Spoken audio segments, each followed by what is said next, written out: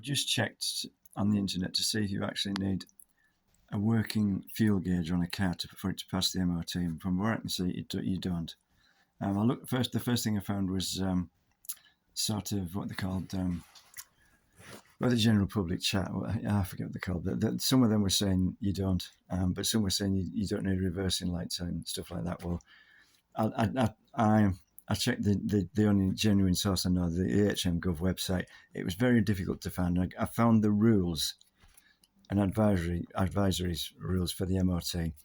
And basically, they check the lights, the electrical system. It's mainly the lights, indicators, hazard warning, reversing lights, and it doesn't say anything about the fuel gauge anywhere in the electrical system. So it possibly doesn't need one. It's mainly of warning other drivers that you're there, and so that you can be seen in the dark and that sort of thing. I didn't notice whether somebody said you don't need a speedo. I'm not sure.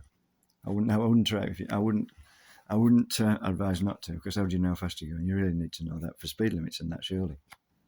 But yeah, from where I can see, you don't need a working fuel gauge on a car. So if I put the pump in and the car starts, I'll try it with the MOT when I've got a license.